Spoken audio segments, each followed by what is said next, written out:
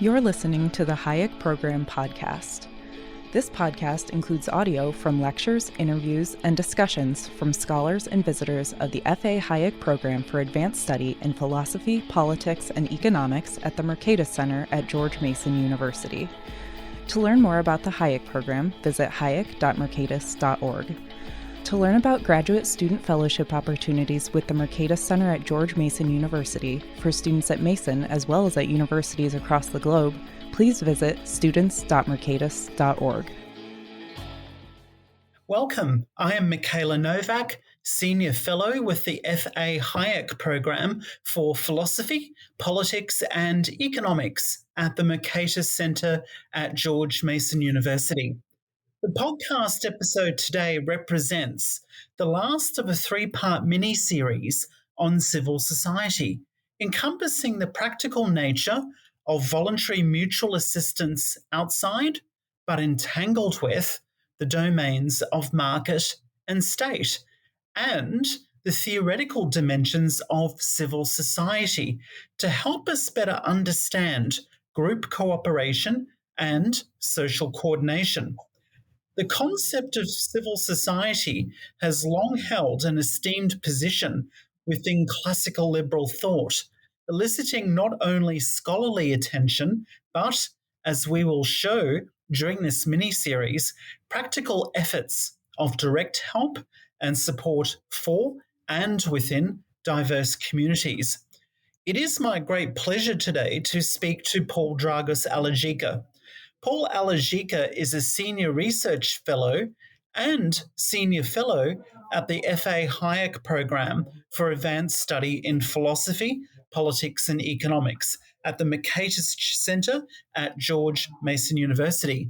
He is also KPMG Professor of Governance at the University of Bucharest and an affiliated researcher with the Ed Snyder Center, Robert H. Smith School of Business at the University of Maryland, College Park. Aligica specializes in institutional theory, public choice, social change, and Austrian economics, and has research backgrounds in economics, sociology, and political science. Of significance is Paul's interdisciplinary orientation, united by an underlying interest in institutional diversity, alternative economic and governance systems, and the theory of social thinking about the future, the possible and the feasible, all with a view to their practical and normative implications. Paul has authored several books. Some of his prominent works include Public Governance and the Classical Liberal Perspective, Public Entrepreneurship, Citizenship and Self-Governance, and Institutional Diversity and Political Economy, the Ostroms and Beyond. Paul is a prolific contributor to academic journals, including Journal of Economic Behavior and Organization, Public Choice, American Political Science Review, Constitutional Political Economy, and Society, and has contributed to popular outlets such as Wall Street Journal Europe and Reason Magazine. Paul has been a consultant for the United Nations Development Programme, the World Bank, European Union organizations, and the United States Agency for International Development, USAID. During the 1990s and 2000s, he was associated with the Romanian pro-Western, pro-democracy liberal movement, including as a founder and coordinator of several national level political and civil society organizational initiatives. Aligica received his PhD in political science from Indiana University, Bloomington. So Professor Aligica is an original thinker on questions of civil societal dynamics and comparative institutional analysis, and has complemented scholarly thought with practical action for a freer society. His latest book with Simona Pedra, entitled The Institutionalization of Indoctrination, is testimony to the first-rate caliber of his intellectual insights and productivity. Paul, it is a great pleasure to have you on this mini-series edition about civil society. Welcome to the Hayek Program podcast. Thank you, Mikayla. I really appreciate the opportunity to engage in this conversation with you. Thank you very much. So we'll start off with some sort of background illumination for listeners. So the first question I have for you is, what instigated your own interest in civil society and its diverse organizational forms? Were there any noteworthy experiences, insights, or knowledge gained through your life and career that inspired you to engage in in-depth studies of non-profits and other alternatives to for-profit organizational forms? Yeah, I think that this is a question which is setting up the stage for our conversation very well because it allows, obviously, for me to outline the two directions I'm coming from in engaging with the topics on the table currently in this conversation. I'm going to start with the first one, which is a purely intellectual academic nature. I had the chance to work, as we'll talk later in our conversation, with two of the most preeminent scholars dealing with issues related to the neither markets nor state sector. And I'm talking here about Elinor Ostrom, Nobel Prize in economics, the first actually woman who got a Nobel Prize in economics, and Vincent Ostrom at Indiana University, Bloomington. So I was their student. And part of being trained in that tradition was supposed to look at institutional diversity. Institutional diversity, which means organizational forms and social forms of association, which are different from the market and different from the state. So sooner or later, you start to explore, and exploring this variety, you start to look at what is called voluntary sector or the third sector or the non-profit sector. And obviously, you start to understand better the distinctions between the various facets of this phenomenon. And obviously, one of the ways in which this very complex heterogeneous actually set of social phenomena is known. So one of the concepts used is civil society. So this is the, so to speak, intellectual context or academic context, or even may say the career context. The second one is that I am originally from Eastern Europe. This is a Romanian accent. So I grew up during the communist regime. And I was involved in various ways in the transition from communism. And I had firsthand the opportunity to be involved in what actually later was called in the 90s the civil society sector in the 80s in Eastern Europe. And I understood from inside, so to speak, the relationship between a totalitarian regime and the nature of the civil society, voluntary association, or anyway, intermediate associations between the individual and the state, in this case, the totalitarian state. And also I had the opportunity to understand by being directly involved in the growth of a post-communist transformation of the society. And what, again, broadly defined is called civil society had an important role. So when you put these things together, you understand that I was, in a sense, destined to get involved in the more substantive analytical effort to better understand the nature of civil society and the variety of institutional organizational forms that we are associating with it. Yes, so there's essentially a very sort of practical orientation and also the theoretical orientation which you gleaned from Eleanor and Vincent Ostrom, which provided you with a very unique sort of a blending, really, of the practical and intellectual. So thank you very much. So from that, I would want to ask, to what extent have the key tenets of classical liberalism, including that of free association, as well as voluntaristic forms of collective action to resolve social problems, or of mainline economics, which keeps to the same commitments as philosophical liberalism, how have all of these things motivated your own work?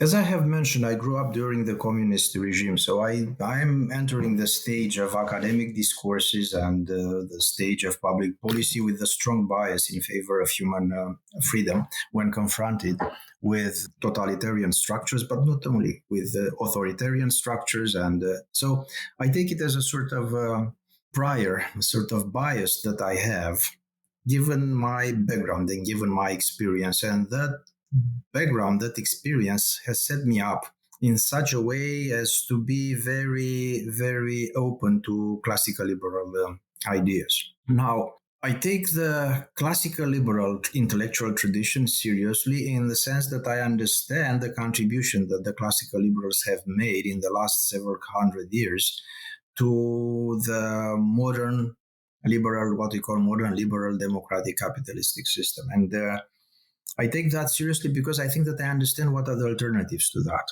So this is one important way in which I think that I connect the things that I am doing, and even my understanding, as you have mentioned, of the third sector, the voluntary sector, of the civil society. I connect it with the classical liberal tradition, and I'm sure that we'll have the chance to talk more about that as we advance in our conversation. There is a second reason. I mentioned to you past-oriented reason. My background, the history of the classical liberal ideas, and the ways in which I think, given my priors, that they are important for governance systems and public policy. So the second reason is future-oriented. I see a lot of challenges currently emerging precisely in the area in which we thought that actually things were settled, which means human freedom. And the new technological, the new governance, the new institutional, cultural, political, geopolitical trends, I don't think that they are favorable so much to the principles that we associate with classical liberalism. But let's forget about classical liberalism. Let's forget about labels. We're talking here about basic human freedoms. So, and I think that we have to engage again with the classical liberal tradition in order to be able to recalibrate our approaches to these challenges. We need to rethink our understanding of the classical liberal tradition in the context of the 21st century. So this is another source which is motivating me to think on these lines. And in this context, the third sector, the civil society, the voluntary sector, the non-profit sector, the institutional diversity between markets and states is extremely important, I think, in the larger scheme of things. It's very important in the ways we are going to respond to these future challenges. I say in future challenges, but actually there are contemporary current challenges which are unfolding as we speak. Yes, I definitely happen to agree with those sentiments and some of the key issues about comparative institutional analysis as it pertains to a comparison of civil societies and within different political systems is one issue we'll address later on, and also the very important questions about sort of freedom for civil societal action in the future. So now we'll turn to thinking about some of the key theoretical principles which underpin contemporary understandings of civil society. And key among those is a concept you're very familiar with, and that is of polycentricity. So could you be able to please explain for our listeners the concept of polycentricity, which certainly represents an esteemed concept and indeed value within the classical liberal philosophical firmament? How do polycentric structures of human activity underpin a robust civil society? This is, in the context of our conversation, this is a step, as you have mentioned, into the direction of better conceptualizing the classical liberal tradition.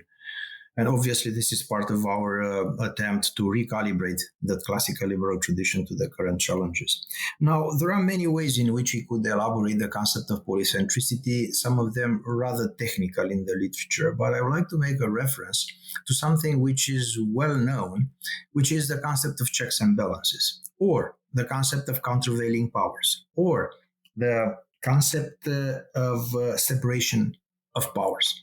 So these are concepts which are coming from the classical liberal tradition, and they are operational ways of solving social dilemmas regarding the concentration of power and the capabilities that human societies, individuals, communities have to counter and create countervailing systems in which power is checked with power, ambition with ambition. So polycentricity is a more, let's say, 20th century, 21st century way of reframing in a more, let's say, updated technical terms, the basic initial insights of the classical liberal tradition. It's easier to create spaces for human freedom if there is no huge concentration of power in a system. It's easier to correct errors if you don't put all the eggs in one basket. If you have multiple places which are experimenting with a variety of ways of organizing, and there is cooperation between those, there is some competition between those multiple centers of decision making and organizing, but which together are exploring the frontier of possibilities of organizational, economic, political arrangements, and managing time through evolutionary process to select those which are better in terms of efficiency, in terms of freedom, in terms of equality, and so on and so forth. You could do that in a polycentric system. You cannot do that in a monocentric system. Also, and give you another example, when you have one single monocentric structure, let's say a very, very hierarchical, centralized national state, you have only one budget, and that budget is distributed to all the communities for all kinds of public goods and services that those communities may want to have financed. Think of the tension with concentration the entire tension there when at the, let's say, regional level, local level, municipal level, sooner or later you have to go to the central budget in order to distribute the needed resources. So in this respect, polycentricity means what we know from both the federalist theory and the subsidiarity theory, a sort of decentralization of decision making and allocation of the resources at specific levels in function of the local, municipal, regional collective goods and services which are supposed to be provided there, and therefore should make a connection between the taxes and the services at the appropriate level. But even beyond the fiscal or financial aspects, we have to think at the very idea of diffusing social conflict and competition, as opposed to concentrate everything around one budget at one level at the center. We disperse that and we diffuse the tensions by making a clearer and then more straight correlation between the level where the taxes are collected and the kind of public goods and services which are produced, distributed, and consumed. So this is another example of the ways we think in terms of polycentricity, but you could see that this is, again, an idea which we know from federalist and subsidiarity literature, decentralization literature. So there is a continuity between polycentricity and the new theories of polycentricity and the traditions of separation of power, checks and balances, and the classical liberal tradition that you have mentioned earlier. Yes, I think what's particularly notable in your remarks, Paul, is your reference to the notion of countervailing power. Now, when, as I was educated during my undergraduate years in the early 1990s, we were given multiple texts by a Canadian economist, John Kenneth Galbraith, who spoke of countervailing powers, but sort of advocated the use of state coercive power as somehow of a countervailing means to control what he perceived as the excesses of the markets. Now, certainly subsequent developments in public choice in the Virginia School Political Economy, in particular the contributions of the Bloomington School, would pose as a significant critique of the Galbraithian position. Certainly the Ostromian view that there is actually a sort of a triplanar sort of ecology within civil society. There's not only markets and states involved, but there's also civil society. But going even further in a polycentric spirit, that these triplanet entities are actually housing multiple organizations, a rich ecology within, which really does emphasize the distributed modes of influence, decision making, and ultimately power, which I think is the real value, especially provided by the Ostroms and by mainline political economy in general. Yes. Absolutely. Just one reference to Galbraith and the idea of countervailing power coming from the state. The polycentricity literature and the Ostroms do not oppose that idea. In some circumstances, it is necessary that the powers of the state to be a countervailing power to either the powers of other states or to powers of, factors from the private sector. It might be the case, but those cases, they shouldn't be assumed by definition. To give you an example, so about this very interesting situation regarding the nature of the state power. Because again, this is not a dogmatic issue. So that's the point here, that this is not dogmatic thinking. We are always complaining, we were always complaining not only in the classical liberal tradition, but in general about the disappearance of the intermediate institutions between the state and the individual. And there is a large literature deploring the disappearance of these institutions. Individuals are weaker when confronted to the naked power of the state, because they are missing the protection given by those intermediate institutions.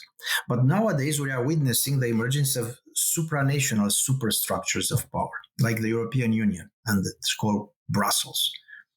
Now, the question is the power of the national state going to play a positive or a negative role in the checks and balances system? And I'm inclined to say that it is important to have the national states retaining sufficient power so to be able to function in countervailing measures to the power of centralizing force like Brussels, or for that matter, to the powers of a corporate world. Again, it's not about taking an ideological position. It's just taking a sort of pragmatic understanding of what it takes in order to create and preserve the spheres of human freedom and of human initiative. And looks like that the best fundamental structural approach is to assure that power is checked by power, ambition is checked by ambition.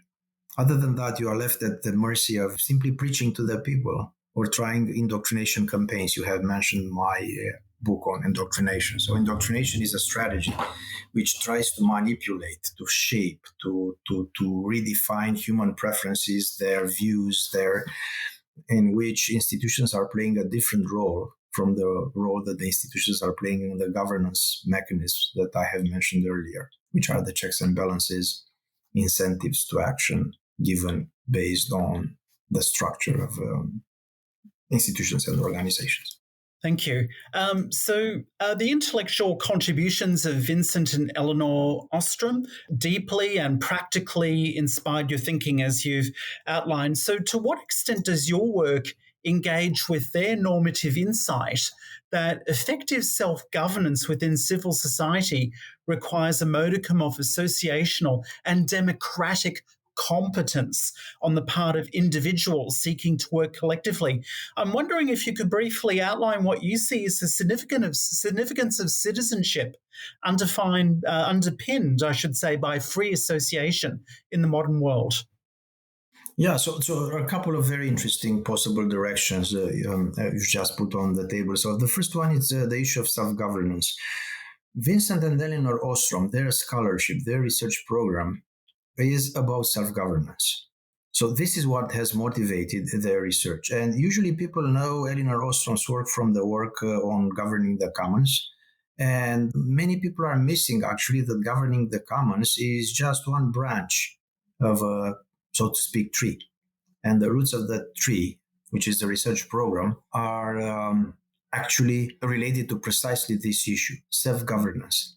Are people able to create structures of governance in which they could generate what we call maybe democracy? But again, it's not the label is important, but the properties of those governance systems. And the Ostroms were in search of the properties of the governance systems in which individuals as sovereigns, citizen sovereign, could self-govern their affairs. So this is where, and this is how they come at one point, or more precisely, Elinor Ostrom comes at one point in her career to focus on the commons, so governing the commons, governance of the commons. The idea being that mainstream literature was predicating based on some more game theoretical models that people are unable to solve the commons dilemma or dilemmas.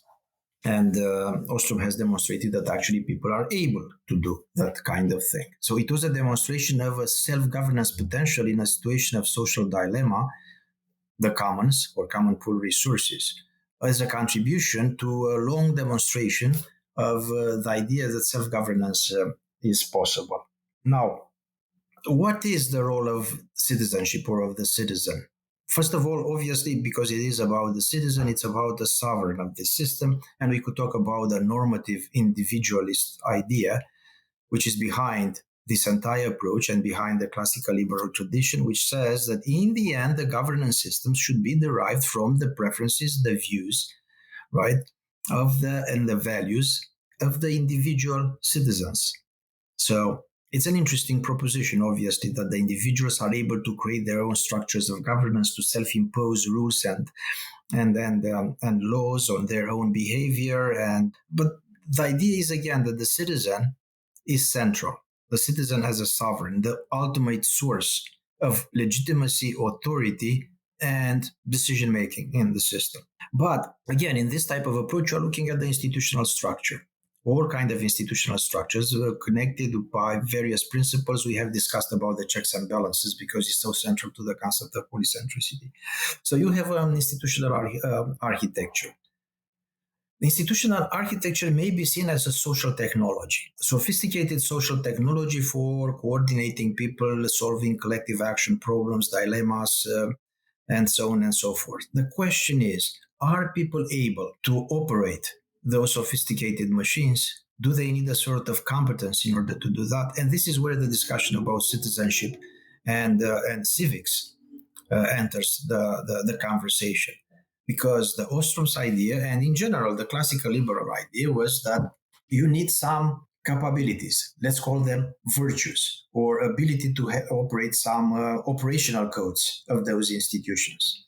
So there is a little bit of a tension in this tradition whether or not those institutions should be thought as being functional just based on the pure self-preserving interests of the individuals, or they need some additional virtues. But I think that things are pretty clear that you need some additional virtues or some additional competence in order to operate those institutions. So this is where your question of citizenship and of civics and the capability of people to understand the nature of those institutions and to understand how things should be operated within those institutions becomes very important.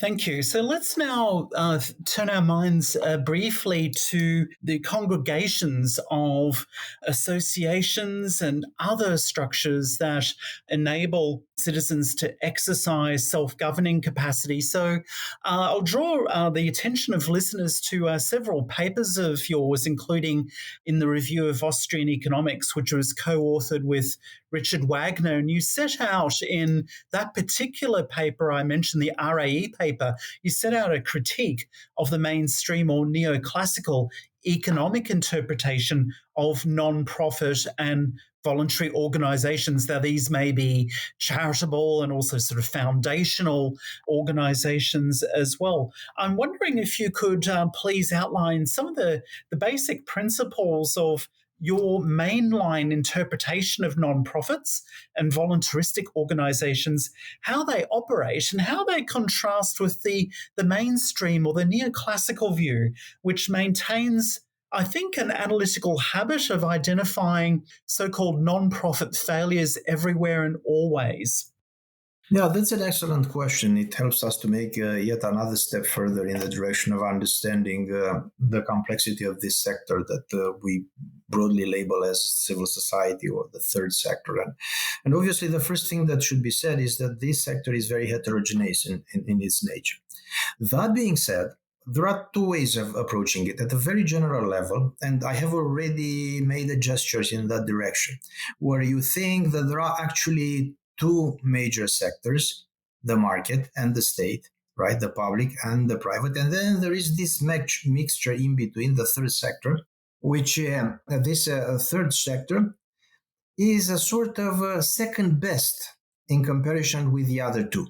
And then you go at a sort of lower level of analysis, organizational analysis or microanalysis, in which you are showing more specifically how the various institutions of the third sector are diverging from the ideals of the private institutions of the market, like the firm, or the institutions of the public sector, out of which the most preeminent is obviously the national state.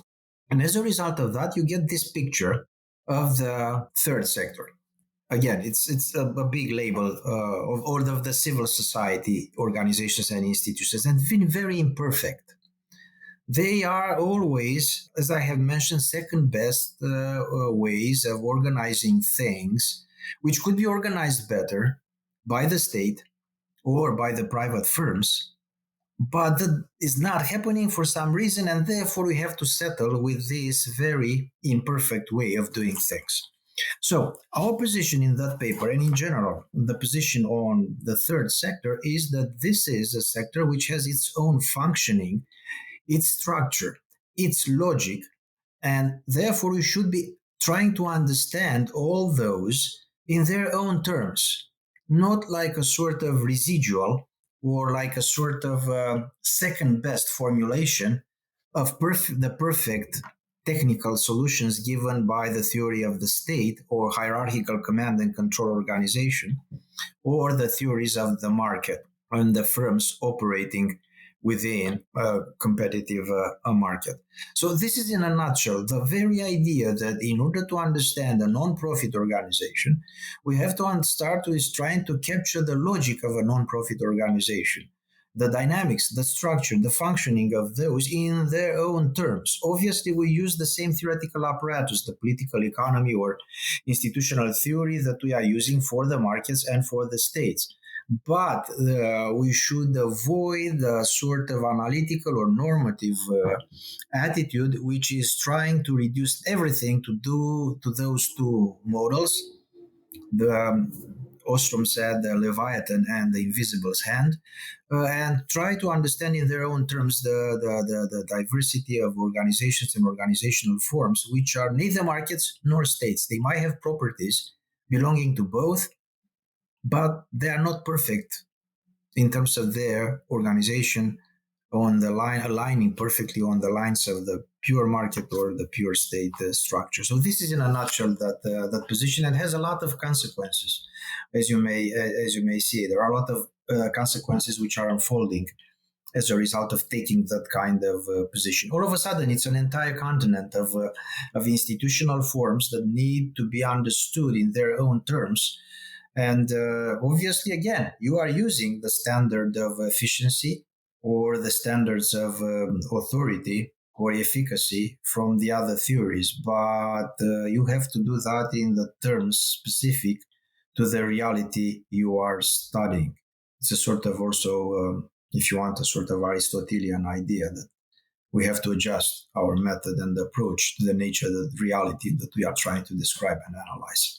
Thank you. I think that it actually is an incredibly important point that you make, Paul, to analyze the constellation of the so-called third sector or civil societal entities on their own rights, on their own, and in their own terms.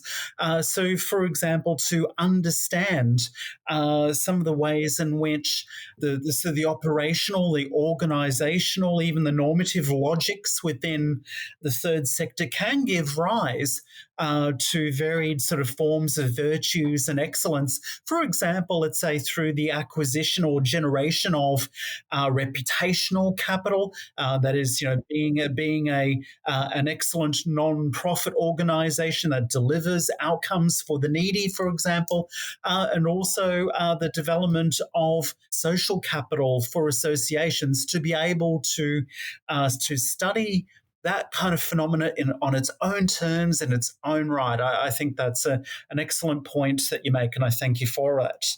So let's just turn now to sort of another topical area that is sort of subject to your more sort of recent research investigations, and that is situating civil society, the polycentric order at large, within a diverse and changing world. So this emphasis of your research agenda, at least as I read it, on the importance of value heterogeneity and diversity more broadly, seems actually quite crucial toward garnering a better understanding of the extraordinary depth of social dynamism that we experience today. Now, this dynamism is valorized in some quarters, it's heavily critiqued in others, but nonetheless, putting those aside, for a mainline political economist, for someone like you versed in the Bloomington School of Political Economy in particular, why is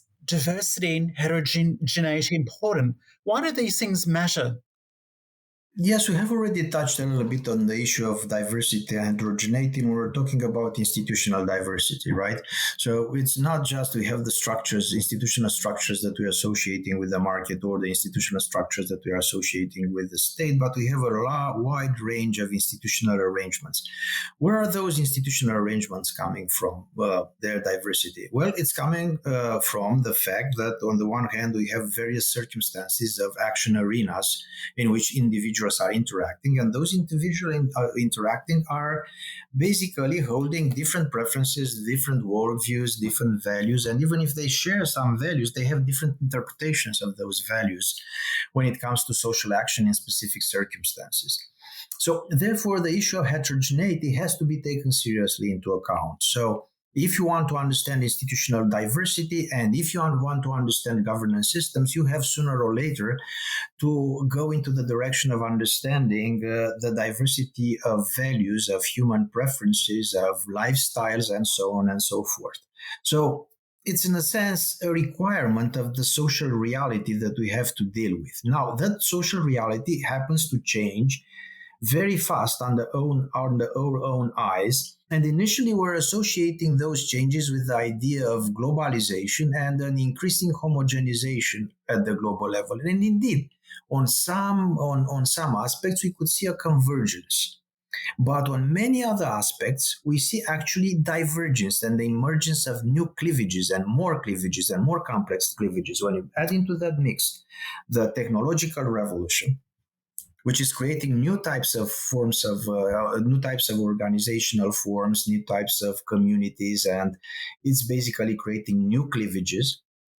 You realize that actually we need to respond in a much more sophisticated way, in a much more knowledgeable way, to precisely this problem of heterogeneity, which is exploding under own eyes, and it's doing that in ways in which they're undermining the governance structures that we have in place from periods stabilized in equilibrium, from relative equilibrium, from previous periods in which those challenges were not that big. So we have national communities which were not so heterogeneous in terms of culture, ethnicity, religion, and so on and so forth.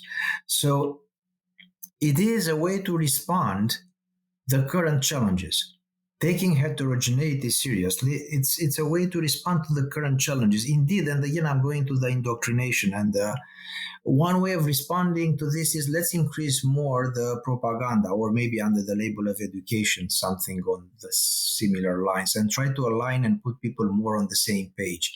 Obviously, you need to have some overlapping consensus in order to have a governance system.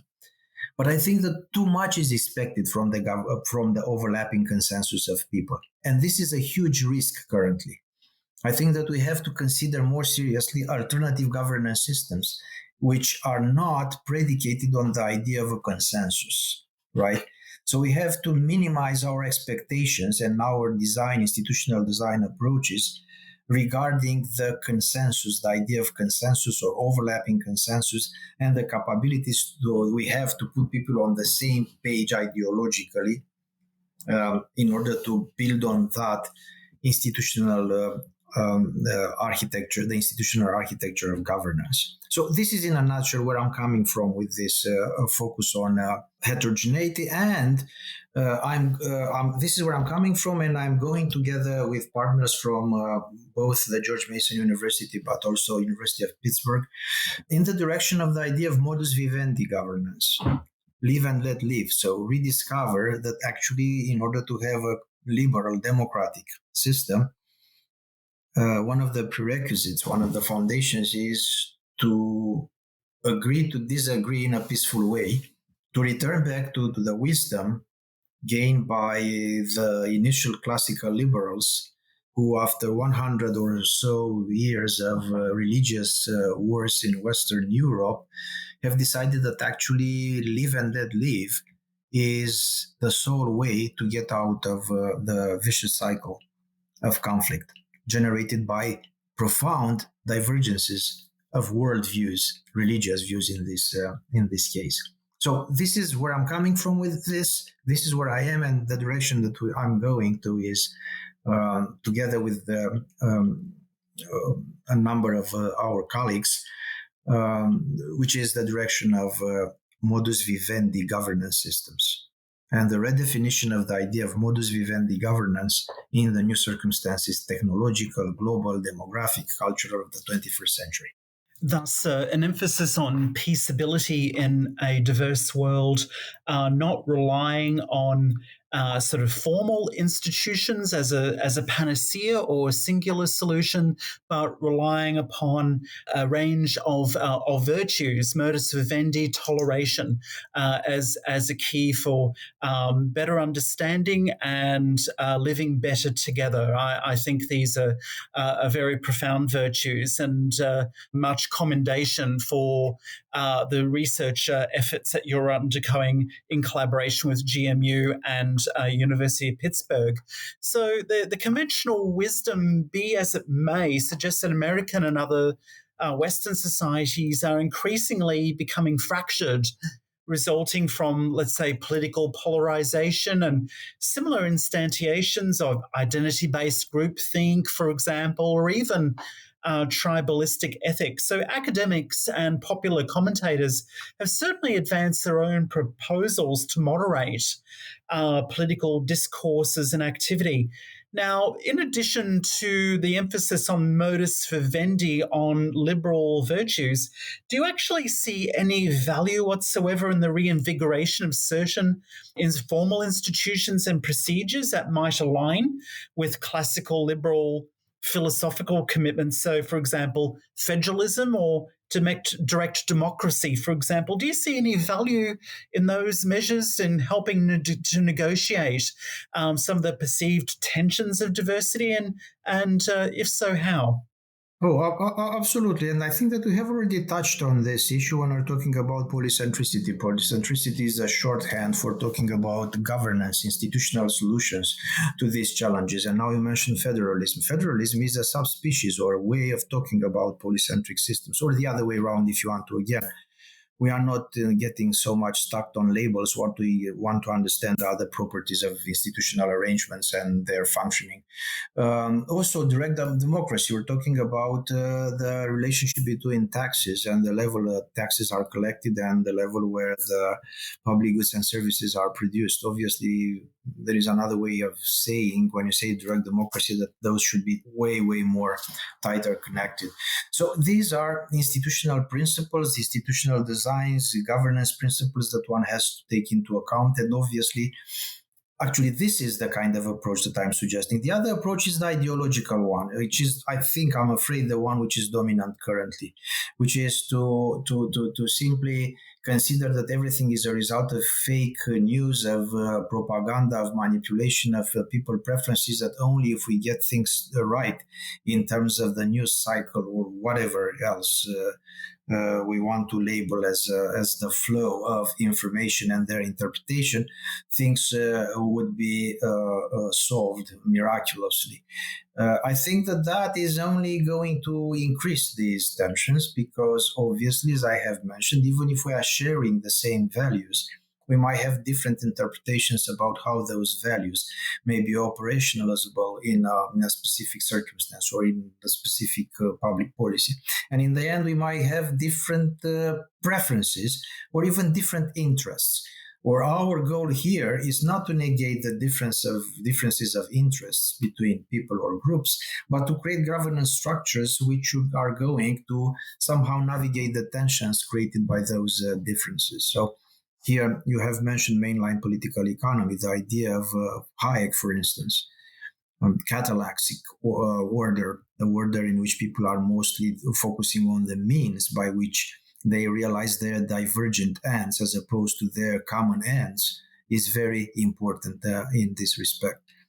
So there is an ideologically propaganda focused approach, and there is a more governance institutional focused approach in which the capabilities of the people are the capabilities of running the institutional infrastructure, the social technology. It's not so much about the capabilities of a system to generate the truth.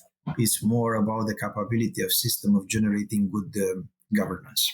And I can well imagine that the prosecution of this research agenda with the blending of the institutional and governance prerequisites of living better together in a sort of diverse, free society combined with sort of ideological and sort of moral commitments, which are sort of neatly encapsulated by modus vivendi and toleration, are going to actually have, one could imagine positive benefits in terms of the revitalization of sort of structures within civil society that one could presume that most people value: family, neighborhood, community, free association. So I think there's certainly much promise in this agenda, and we should all sort of look very sort of carefully for future developments in this space. So I'll take this opportunity now for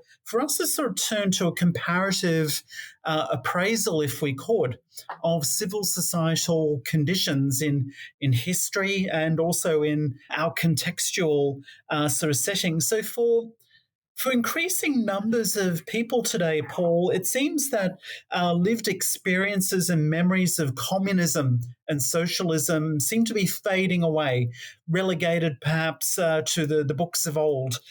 Some might argue that demographic shifts help to explain the ideological partiality towards these kinds of systems of public governance, especially among the young. But this diverts from the crucial point, I think, that people may be forgetting about what living under communism was like. It's much less of a lived experience for many of our sort of contemporaries. So, drawing upon your own experiences growing up in communist Romania, as well as what you know of other communist regimes, what was the condition of civil society like Romania, Eastern Europe, and elsewhere under Soviet influence? What was life like for the third sector?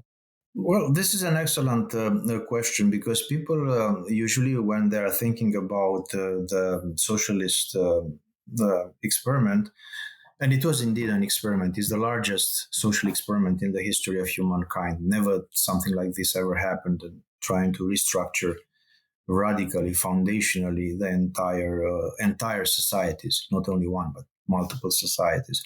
Well, people were thinking about the economy and about the market economy, and they are well aware of the fact that once you push the structures of human exchange and cooperation which are associating with the market, or the human's propensity to exchange things, to barter, when you are pressing that with the formal institutions and the power of the state, those institutions will be re-emerging in different areas, like the black economy or the gray economy or the shadow economy, things like that. Well, in a similar way, things happen with what we call civil society, those institutions. So you press them with the entire force of the totalitarian state.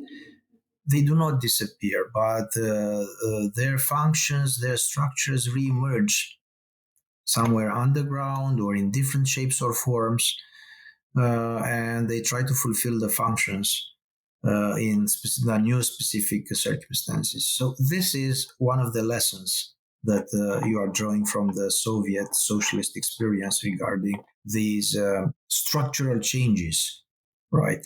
They're very important. As the gray economy or the black economy, the exchange is taking place in the shadow of the socialist state, outside of the formal structure of the economy, were extremely important. In a similar way, these relationships were foundational, fundamental for the preservation of the society and of the individual degrees of freedom in communism and in socialism.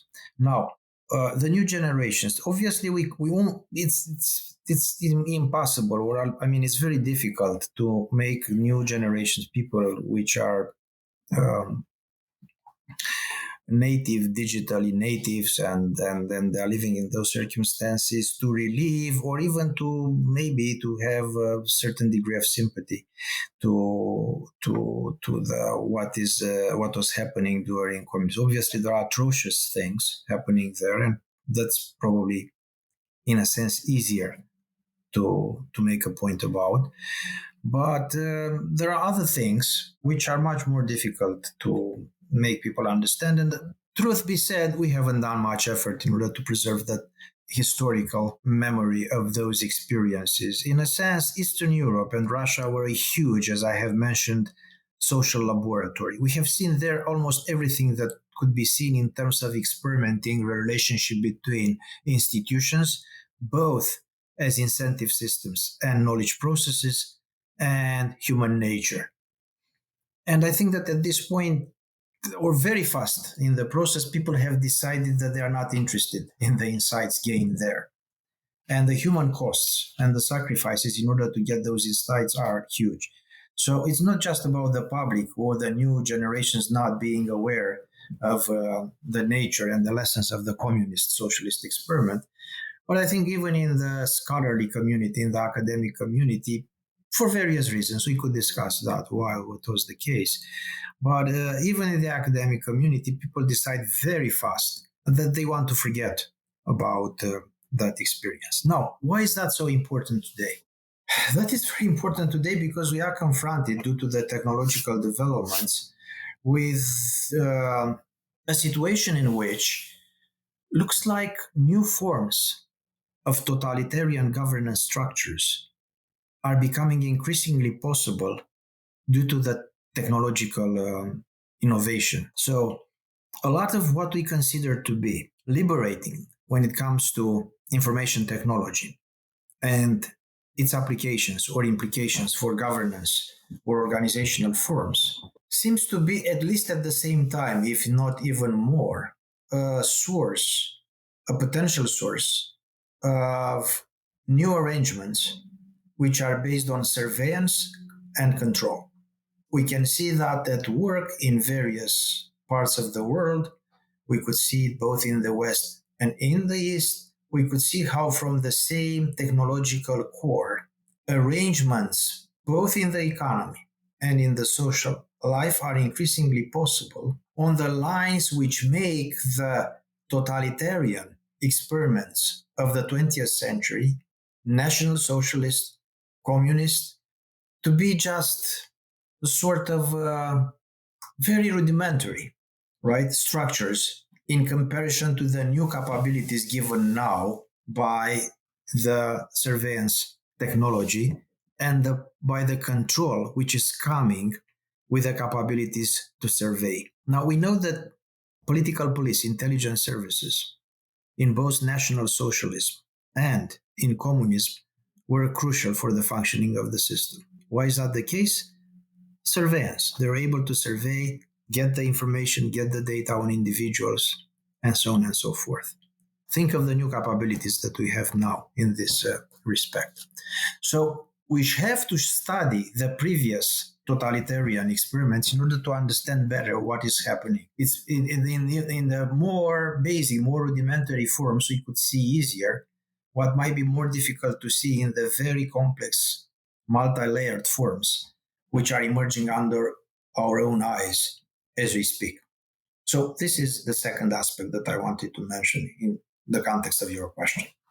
No, thank you very much. I mean, there's certainly discussions, if not implementations, in certain parts of the world with respect to so-called social credit systems and central bank digital currencies. These seem to, at least in my reading, to be new wave technological instantiations of processes that have long been held in play, as aptly described, for example, by James C. Scott, his book Seeing Like a State, where essentially there is a fundamental political interest in categorizing the population, making it legible, making social life monitorable.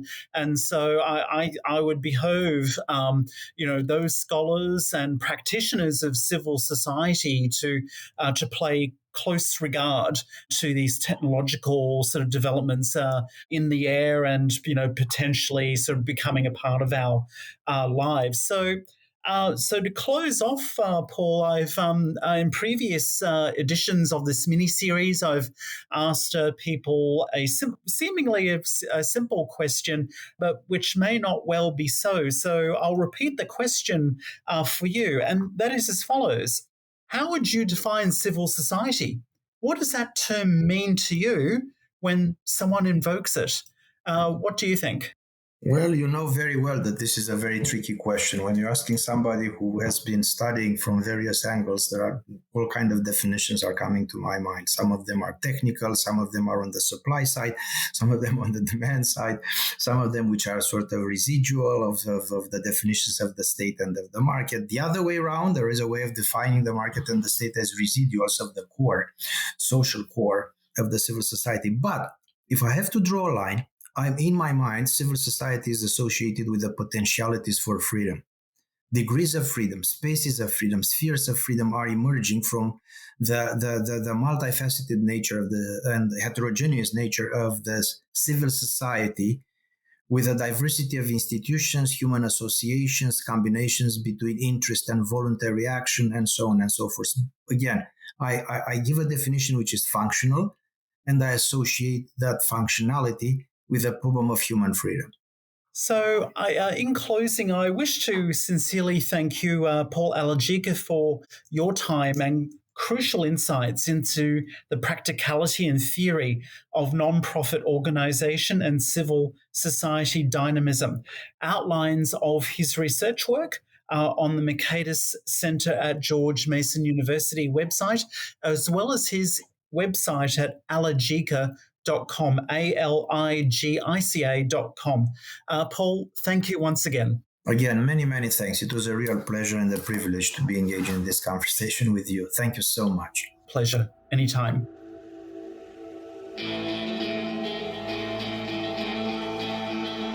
Thank you for listening to the Hayek Program podcast. To learn more about the research, scholars, and work of the Hayek Program, visit hayek.mercatus.org.